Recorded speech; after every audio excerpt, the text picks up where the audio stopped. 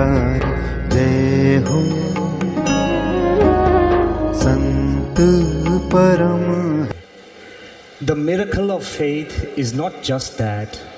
It gives you the power to do the impossible, but the power to see the invisible, to feel the presence of God in everything. Faith gives you the power to believe, the power to hope, and to be positive. This was perhaps the greatest miracle that Pramukh Swami Maharaj worked. He inspired and rejuvenated faith in everyone he met, whether you are faithful or faithless. No wonder Dr.APJ Abdul Kalam, describing his journey of life, often said, "I learned the value of thinking from Socrates, the value of truth from Galileo, the value of non-violence from Gandhi, equality from Lincoln, forgiveness from Mandela, compassion from Buddha. But I learned the value of faith in God from Pramukh Swami Maharaj. He became my ultimate teacher." With this immense faith, one night, President Kalam called me on 11th November 2005. He said, "Bhramvihari ji, I have a very dear friend who is staying with me in the Rashtrapati Bhavan. His name is R.K. Laxman, the man who created the common man, the famous Mumbaii caricaturist and satirist. I have just convinced him to visit Akshardham, but he has special needs. He is 85, is in a wheelchair, and is recovering from a broken thigh." I assured President Kalam that, "Do not worry, sir. We'll take very good care of him." Yet he hesitatingly added, "As such, R.K. Laxman does not much believe in God, and he usually listens to nobody. He will not even listen to you, but please take good care of him." I began wondering why President Kalam was so worried. But the very next day, I discovered that R.K. Laxman arrived in the presidential motorcade. He was weak, frail, wheelchair bound, in pain, and hence erratic and very moody. And he definitely did not want to be guided. Terse and a no-nonsense attitude, he chose to see Akshardham alone and in silence. While marveling at its dome and carvings, seeing the elephant plinth, he was amazed and suddenly broke his silence. He asked, "Has President Kalam seen the elephants?" I said, "No." He exclaimed, "What a fool! Ask the president to see it." I was completely shocked. I mean, who can address the president in that manner? But then again, this was R.K. Laxman, his friend. You said it. R.K. Laxman was fearlessly honest, too direct, and completely undiplomatic. Once when a former British Prime Minister excessively advised R.K. Laxman on how to improve his cartooning skill, he said, "Honorable Prime Minister, you should have been a cartoonist and not a politician." When he was asked that, "Do you believe in God?" R.K. Laxman would often say, "Does God believe in me?" As a person, he was wonderful, a great intellectual, but he has his own personal questions about faith. However, he really wanted to see the cultural boat ride because Kalam had recommended it to him. When we lifted him out of the wheelchair to transfer him into the boat, he gave out a loud scream. Thank you for clicking my video and trusting Nilkan classes. Nilkan nurtures nature. By his pain, I said, "I am so sorry." He looked at me and said, "Why should you be sorry?" Pain is temporary, the experience is permanent. This was R.K. Laxman, who had something to teach from everything. Next, we wheeled him into the IMAX theatre. And as we sat down to watch the large format spiritual movie on Nilkant and his journey through India, hardly had the show begun, in just a few minutes, he fidgeted frantically and said, "Let's go. I need to go back and meet Kalam." I tried to explain that the show had just begun. I mean, anybody of you who have seen the Akshardham movie knows that it is 40 minutes. But R.K. Laxman left. That's it. No courtesies, no thank yous, no goodbyes.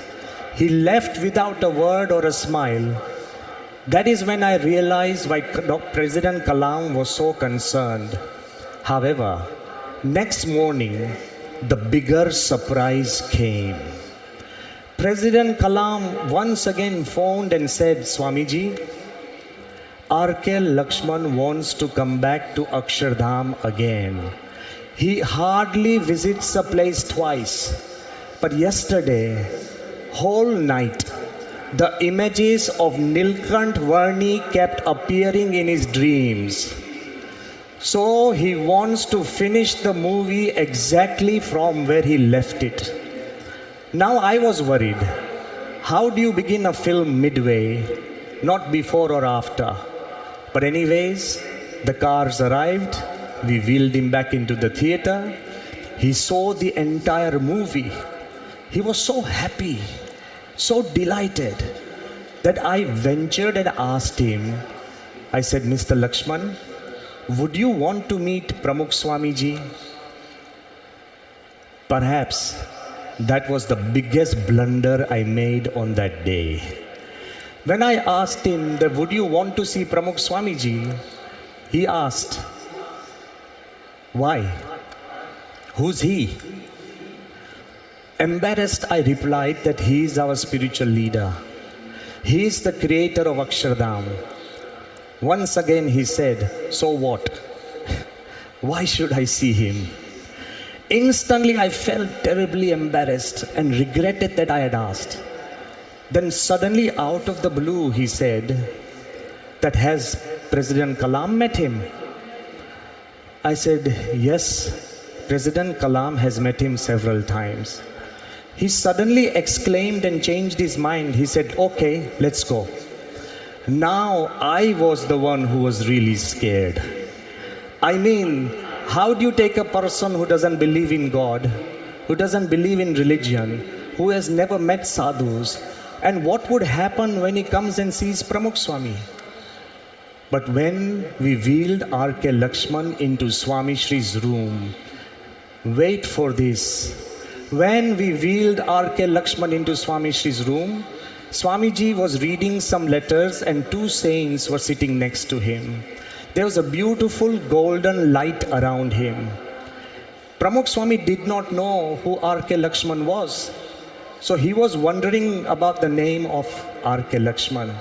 R.K. Laxman did not know who Pramukh Swami was. Pramukh Swami had never read the Times of India, did not know English, and did not know about the common man. But when Pramukh Swami saw him, he reached out his hand, and when their two hands touched, I repeat, when their two hands just touched, R.K. Laxman started crying like a baby.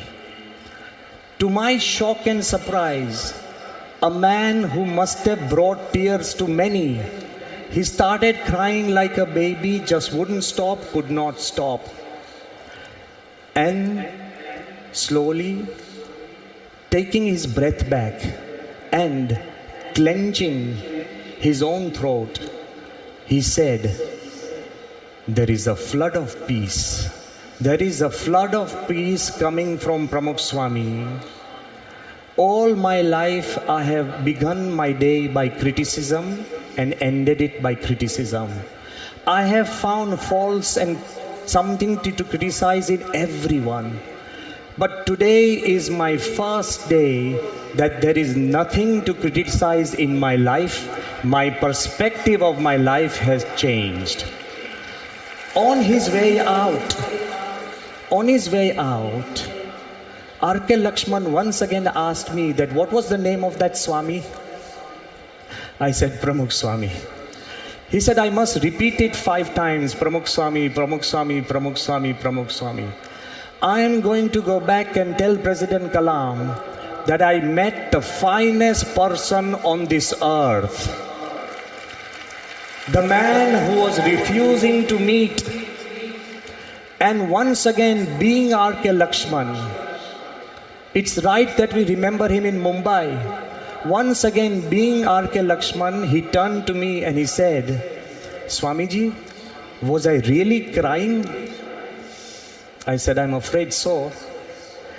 He said, can you send me the pictures of me crying? I said, why? He said, my wife will be very happy to see me in tears. But when I returned back to Pramukh Swami asked me that what was the name of the guest. In a world where we meet names, introductions and people, here were 2 people, completely strangers, did not know each other, did not talk to each other, and yet the touch of Pramukh Swami brought that transformation. Such was the power of his touch. It wasn't just a touch, because the 3rd phone call the president did was the miracle. President Kalam called and told me that Bhramvihari Swamiji, miracles still do happen. My friend R.K. Lakshman came back from Pramukh Swami with rejuvenated faith in life and people. It was just a single touch. Pramukh Swami Maharaj has rejuvenated faith in God, faith in life, faith in people, faith in positivity. He paints everything positive, whether you're a believer or a non-believer. But here I stand before you as a witness that Pramukh Swami has taught all of us to hope higher than hope, to have faith beyond faith. I stand on behalf of all of us and tell Pramukh Swami, whose smile I see across the skies, that thank you, Bapa, for being in our life and making our world special.